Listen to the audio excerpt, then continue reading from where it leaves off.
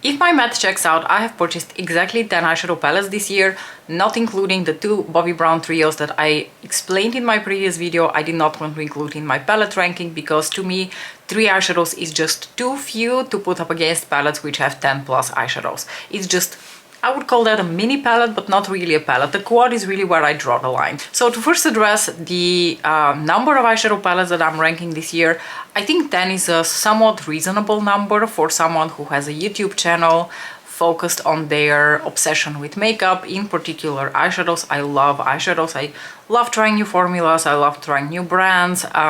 So I think 10 is a somewhat reasonable number, and it is certainly less than the previous 2 years. I went back to check, and in 2024 I ranked, I think, 12 eyeshadow palettes, and in 2024 I ranked a whopping 18 eyeshadow palettes. And while a lot of them were smaller format palettes, they were mostly quads and quins, it was still a very scary number to bring into one's collection in just 1 year. But I think 10 is a pretty okay number. So that's to say, I feel pretty comfortable with the amount of 10 eyeshadow palettes. It could be less, of course, but you know, I'm not going for saint here.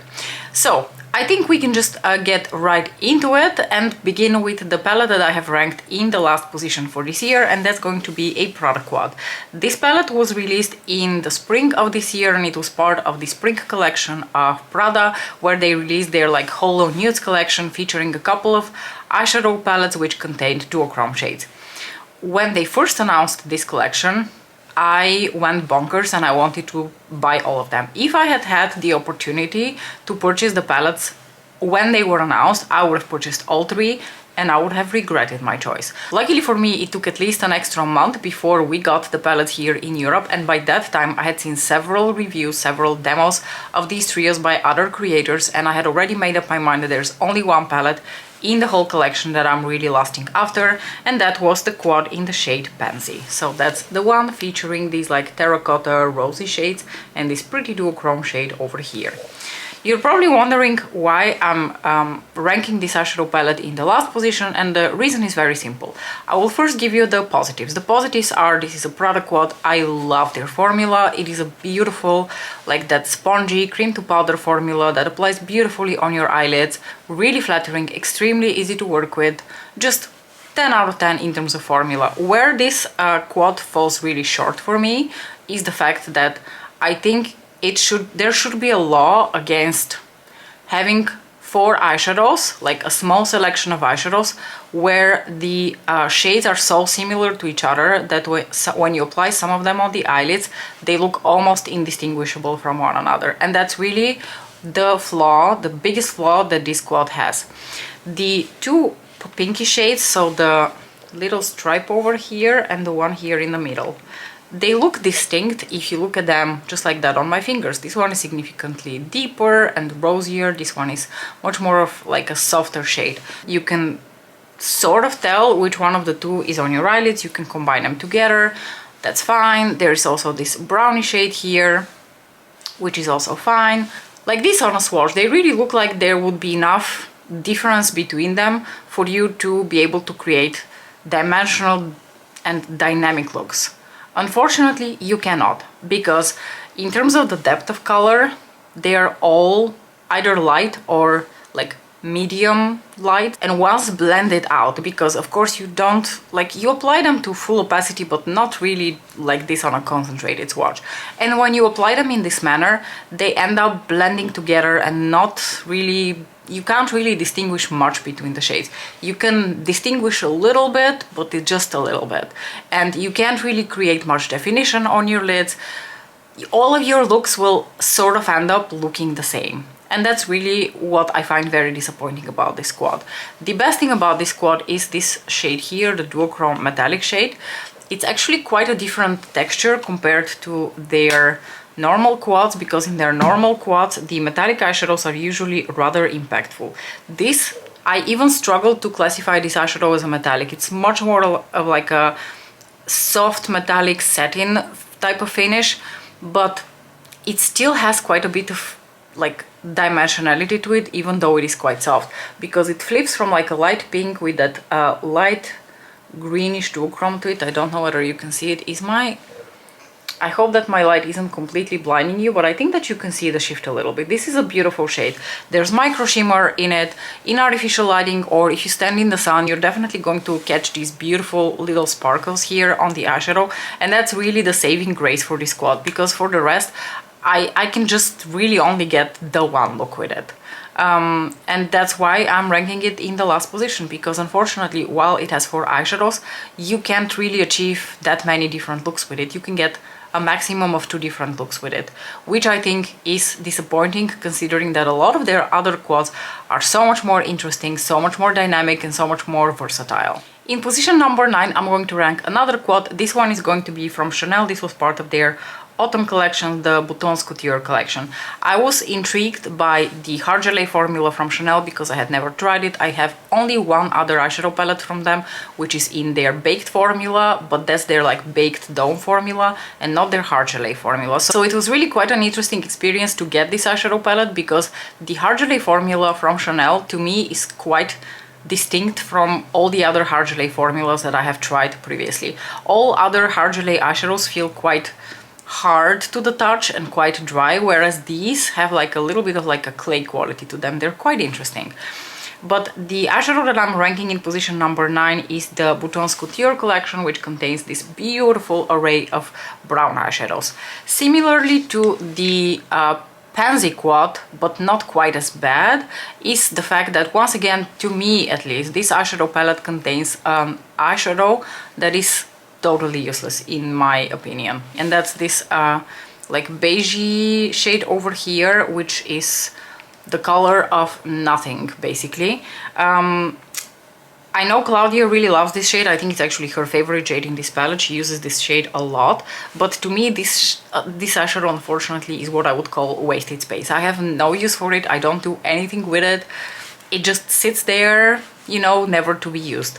The other 3 eyeshadows, in contrast to that, are eyeshadows that I absolutely love. I really love all the other 3 colors that are present here. There's this beautiful chestnut shade, there is a beautiful deep plummy brown, and this gorgeous sparkling taupe. These are outstanding, beautiful eyeshadows in such a gorgeous formula. Again, very easy to work with, very easy to blend out. They all have a bit of a sheen because they are in that hard gelée formula. Let me quickly give you swatches of those. So this is a swatch for the Bouton Couture.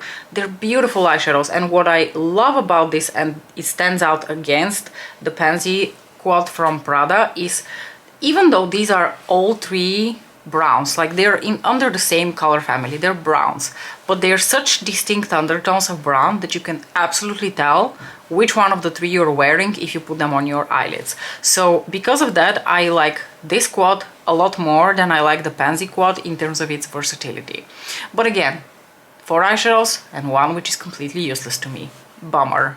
Staying on the topic of Chanel, we've got their latest quad, which was released for the winter, and this is the shade Nuit Astral.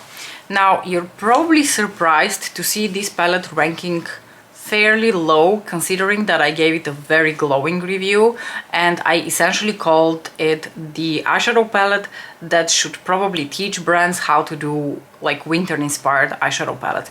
And I stand by my words. There's nothing negative I can say about this palette. I like all the 4 eyeshadows that are present in here. I think they're gorgeous. I think they're really unique. I think this is a glorious combination of eyeshadows and undertones, especially considering the inspiration behind it, like a winter holiday collection. I mean, what more do you need, right?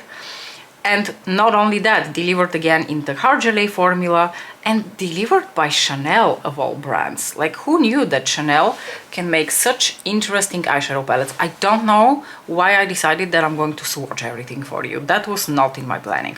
But here we are, and I've committed to it. I'm not going to do that with the bigger eyeshadow palettes. We're going to just hit the highlights there. We have this beautiful, really unique, like, taupey purple, this duochromy bluey greeny shade, this gorgeous bright lavender, and this matte light gray. The explanation for the ranking of this eyeshadow palette is simple. I just have not used it enough. Can't exactly remember when I purchased this eyeshadow palette, but it must have been very much towards the end of the year, and I just haven't had the possibility to use it enough and to form a really really solid relationship with it. I'm sure that I'm going to end up really enjoying it, especially seeing that January and February are still coming and there's a lot of time for me to still be able to enjoy these specific undertones of eyeshadows, but that it just has not happened yet. I have much more like longer term committed relationships with the rest of the palettes that I want to show in this video, which is why Nuit Astral is ranking a little bit lower.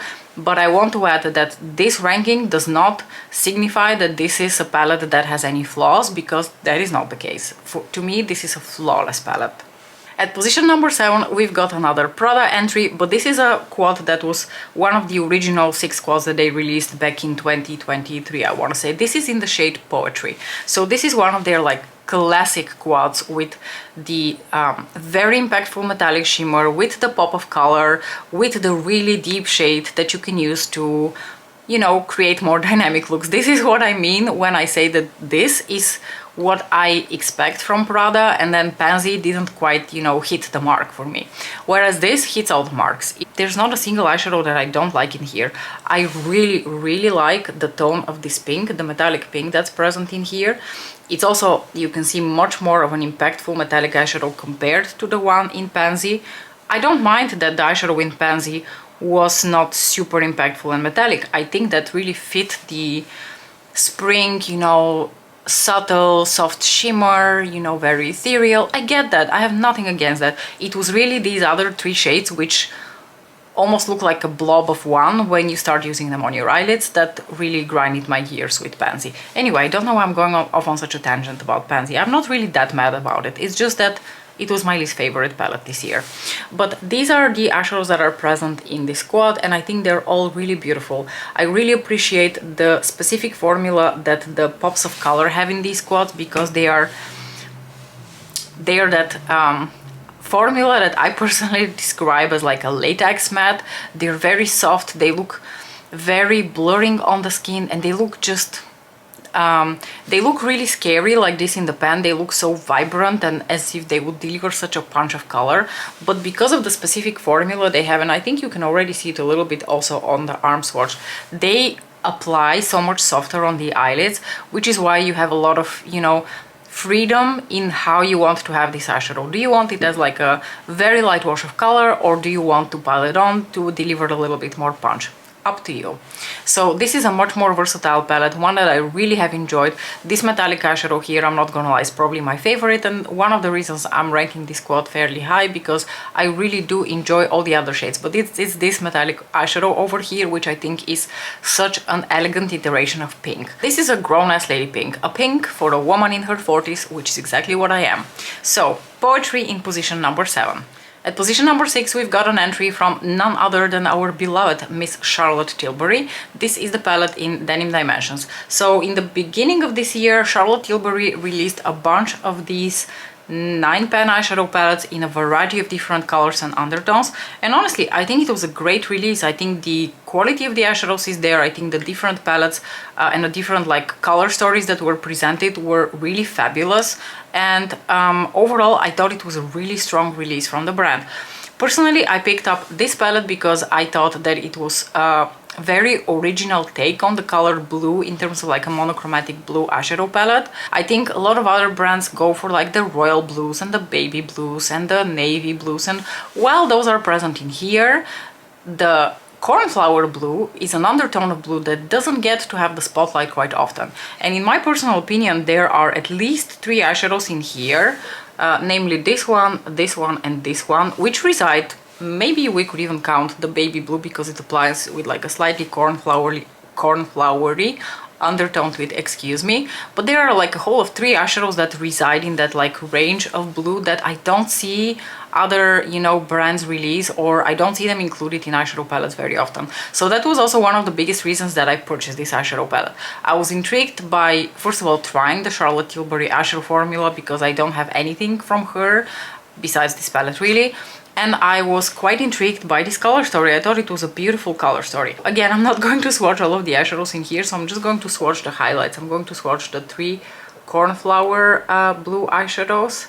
And let's take this sparkly, astrally duochromatic type shade to swatch as a really standout shade as well. There are different types of finishes in here. You can create a variety of different like blue toned looks with this palette, or you can also just use it in conjunction with neutral eyeshadow palettes for like a pop of color or something. So I think this is a beautiful curation of blues, and I've really enjoyed using this palette all throughout the year. I've pulled it out for, you know, to use this shade as a topper. So this shade is what I would describe as Astral White from Pat McGrath Labs, but instead of a like a blue flip to it, like a blue lavender flip to it, this one is more like a greenish bluish flip, which is beautiful. And then look at these like stunning undertones of cornflower blue, so gorgeous. There is really nothing negative to say about this palette. Almost every like undertone of blue that I can think of is featured in here. It is featured in the correct depth. There are no dots, there are no shades that look really similar on the eyelids. So overall, I applaud Charlotte because this is a fantastic entry. Halfway through the ranking, we've got an entry finally from an eyeshadow palette that contains more than 4 eyeshadows. Here is the Viseart Praline palette. This year I finally decided to give Viseart eyeshadows another chance because the last time I tried them, which granted was very many years ago, and I think that since then like the owners of the brand have changed, I was not very impressed with their eyeshadow formula, but this year they came out of nowhere, they blew me away, and not to the point where I feel like I need to buy a lot of Viseart eyeshadow palettes, but certainly to a point where I'm paying attention when they release new eyeshadow palettes, which wasn't the case in the past 5 years. In the past 5 years, I didn't have eyes for Viseart. It was just one of those brands that was like static on the radio for me. But here we've got the Praline palette, or the Praline palette. Maybe I should say Praline. I don't know why I decided that I have to call it Praline, because somehow in my brain it sounds fancier when I say Praline. It's not Praline, I think it's the Praline palette, so let's call it the way it should be. The Praline palette is gorgeous. I don't really have much to really criticize about this palette. These are beautiful undertones of brown, ones that very much fit with the whole, you know, latte something aesthetic that was very popular this year, like the choco mousse, the mousse latte, latte mousse something aesthetic. I can't remember, but you know, when it comes to mocha mousse, now I remember mocha mousse, the mocha mousse aesthetic, this is the mocha mousse aesthetic in an eyeshadow palette, and it is beautiful. And the eyeshadow formula of Viseart has certainly evolved to a point where I personally really enjoy it. The mattes of Viseart never been a problem. They're very, very nice mattes. They are more on like the powdery side, so let me quickly swatch, for example, this neutrally brown shade here. I don't know whether you can see, but these are beautiful, like really soft, really blendable, gorgeous mattes. And you've got a good array of like undertones of mattes in here. You've got a good array of depths of undertones as well, and the metallic eyeshadows, which also vary in degrees from more like satin shimmers to really impactful metallics, are gorgeous. They're different undertones, they're different degrees of shimmery, they work well together. So my only like real criticism for this palette was the need to include this gold over here, which I'll be completely honest with you, I have not really used, which is a shame because even if it's a gold, it's actually a really interesting gold. It's like the type of gold that has a really dark base to it and looks like a bit of like an antique type of gold. It's actually a really beautiful undertone of gold. I don't know why I haven't used this shade, but I've been so much more focused on the like brown shades, so like moussey brownie type shades like this one. Oh, I really love this one. This is more like a light peachy caramelly shade. This one here is also really stunning. Honestly, I've really enjoyed these like different undertones of chocolates basically. So these are swatches here for some of the eyeshadows. As you can see, they have a varying degree of shine and reflectivity. I'm pretty sure it's because the palette is called Praline, but for some reason it evokes the need to call this palette delicious. I think this is a delicious palette. It's, you know, like a box of chocolate bonbons, and whatever you create always turns out pretty. I haven't done a single look with this palette that I haven't enjoyed. So overall, I've really loved it, and the only reason I ranked it slightly lower than the palette that's coming after it is because there are a couple of shades in the palette ranking upwards of this palette that have just like a tighter grip on my heart. So let's talk about the palette that is ranking at position number 4, which is from our beloved Lisa Eldridge, and this is of course the eyeshadow palette in the color Betty. I welcome any product that is inspired by cats, but especially one which is executed so well. So this eyeshadow palette does not contain any mattes. So if you're not a fan of the Lisa Eldridge mattes, and I think a lot of people are not because they are the typical cream like cream to powder formula, which doesn't apply with a punch, which, you know, it has a somewhat softer feel to it on the eyelids. There are no mattes in here, there are satins and impactful metallic eyeshadows. The only flaw in this palette is that it has a gold. And because I understand, I forgive this palette containing the gold because it is inspired by the cat's fur and the cat's eyes, possibly, because I think she has like one of those British short hairs that's like gray lavender color of the fur with like the really like golden looking eyes. My kitties have really like greenish looking eyes, whereas that kitty has definitely much more like a yellow tone to the eyes, which is what I think I associate the gold that is present in this palette. So I will forgive the presence of the gold because of the inspiration behind it and because all of the other shades in here are truly so incredibly stunning. In particular, obviously there are standouts. To me, the 4 standouts are these 4 eyeshadows right here. First and foremost, this and the metallic eyeshadows from... I don't know whether her metallic eyeshadows have always felt this creamy, but the ones that are present in here in particular are stunning. So there is the really like gorgeous taupe, that's like the mushroom taupe eyeshadow. Then we have the shade Posh, which is I think my favorite in here, which is this gorgeous like rosy brown that is filled with sparkles. Then of course we have Lavender Queen, which is this stunning, like really like show-stopping lavender purple.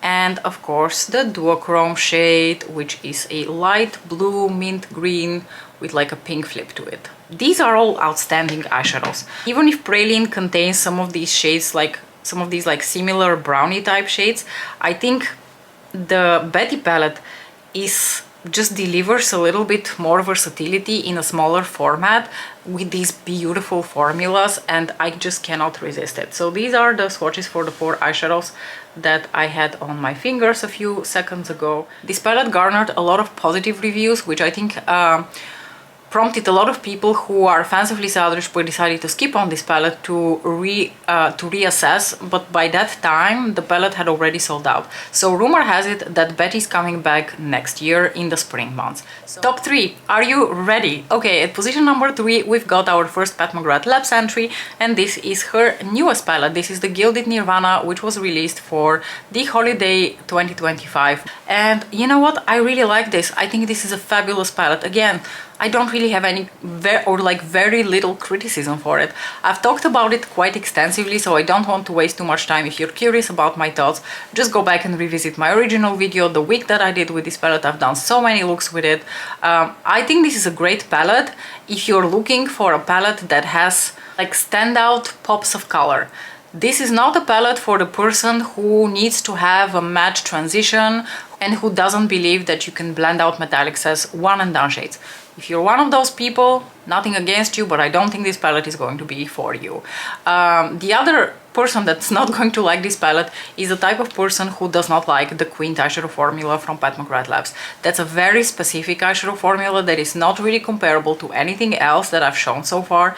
It's just, you have to have experienced this formula to know what I'm talking about. They're very soft. They are quite emollient, so if you have really oily eyelids, they can cause trouble, and they are just very impactful. So if none of those things sounds appealing to you, then this is not the kind of formula that you're going to enjoy. But if it is, then I think you're really going to like this palette because it's full of really beautiful like undertones of eyeshadows. There are some really standout like almost multi-chromatic shades in here. For example, I think this one is so stunning. This eyeshadow is really difficult to swatch because all the different shifts that are happening on it are almost impossible to catch on a swatch. Let me see if I can show you.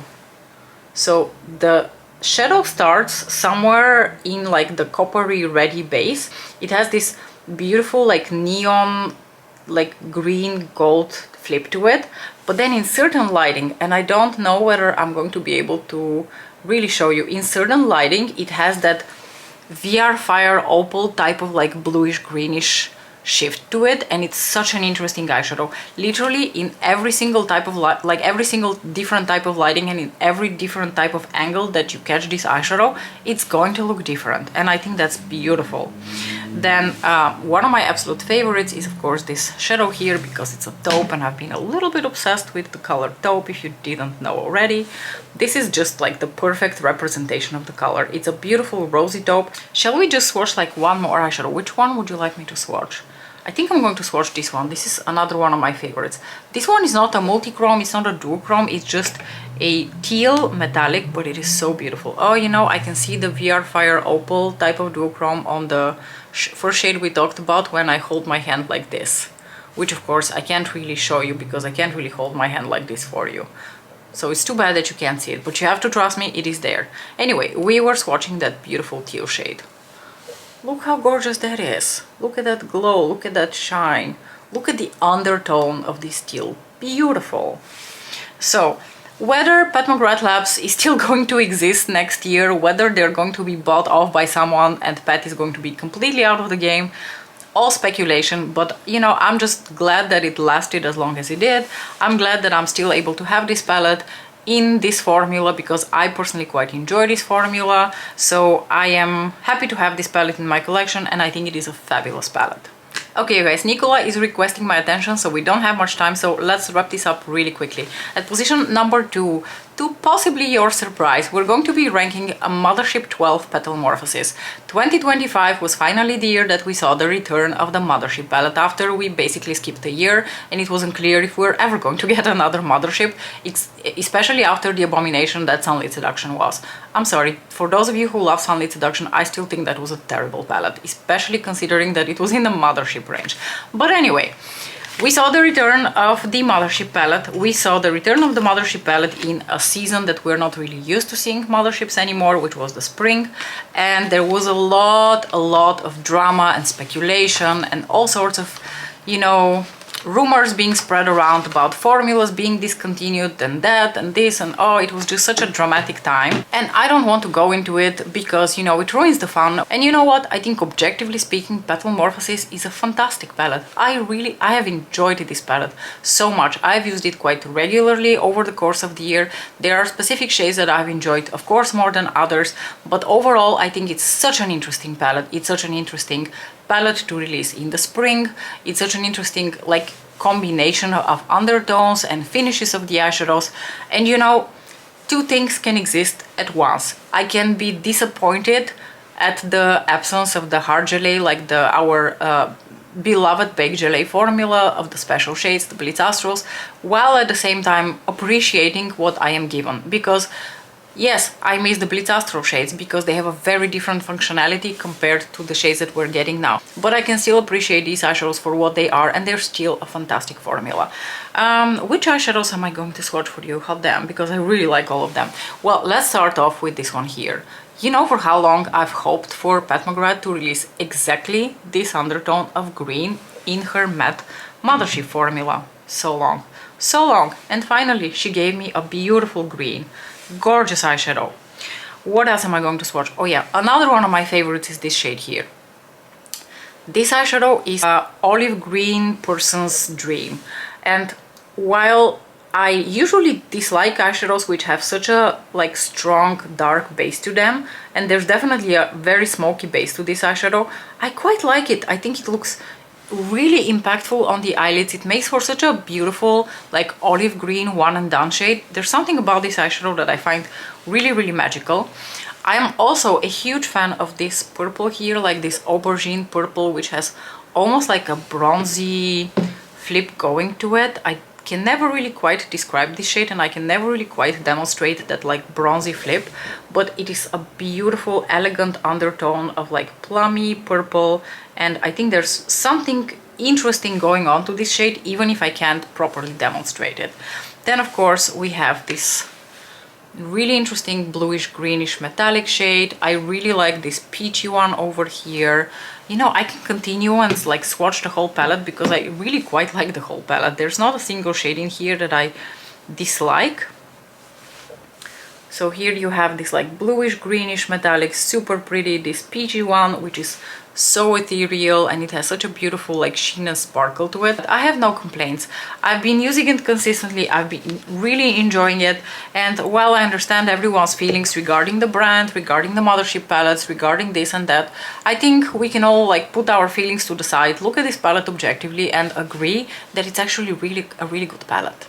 But you probably were surprised because you thought that this palette was going to rank as my most favorite eyeshadow palette of the year, and you would be surprised to find out that that's not the case. And now I'm curious, probably just by the method of exclusion, you can already tell which my favorite eyeshadow palette is going to be this year, and that is of course going to be none other than the Viseart Lila Lumiere palette. This palette, I will open it, I will show it to you, and you will understand why it has ranked in, you know, as my most favorite palette. I think this palette like sums up really well where my taste in eyeshadows has been in this past year. I've really enjoyed the cooler, like taupe type of tones, and this palette is a fantastic representation of that. Yes, I know that there are eyeshadows in here which certainly do not qualify as taupes. There is again a gold that I don't think I've ever used. I don't think I've ever used this gold. If I could, I would take it out and I would substitute it with something else. But the matter of fact is that I even really like the pinks that are present in here. I've really enjoyed using like this light baby pink shade here. It's very soft. It's almost like a champagne pink, and I think that's why I feel so attracted to it. But of course, the eyeshadows that really take the cake here, the ones that have stolen my heart, are the taupes. And there's like a whole lot of them. Not just if you look at the metallics, but also if you look at the amount of matte eyeshadows in here, which have this like taupe undertone to them. It's just such a beautiful curation of colors, such a good variety of also like different types of taupes. Then we have this gorgeous like pink champagne shade, which goes really well with all of these taupes. So while I don't love 100% of this palette, I think 90% of this palette describes me in eyeshadow in 2025 really well. So let's hit some of the highlights. Let's swatch this gorgeous shade right here, which is more of like your typical like grayish type of taupe, this like lavender taupe. Let's swatch some of these mattes as well. Oh, I wasn't going to swatch eyeshadows. Why am I swatching all of these eyeshadows? Anyway, let's swatch these four. So let's swatch the two matte shades here, which are a somewhat deeper, like mid-tone. This one here and a lighter taupe. And then of course we've got the two metallic shades, which are absolutely stunning. Look at the shine. Look at the shine. Look at the undertone. They're just perfect. If you had to like press me into an eyeshadow circa 2025, this would be it. I would want to be these two eyeshadows. That's all that my heart desires. I think realistically speaking, if I could take out one of the matte pinks and the gold shade and substitute them with something that fits this like taupe lavender light pink theme a little bit better, I would, and this would be the perfect like neutral cool toned palette for me. Alright y'all, I've been here for about an hour, my throat is really dry, my son is hungry, and I think I need to wrap this video up. I'm curious, how many palettes did you purchase this year and what your top 3 choices would be? I would love to hear from you in the comments. As usual, thank you so very much for watching, and we will see each other again, possibly already in the new year. So have a wonderful New Year's Eve, and we shall see each other again in 2026. Bye!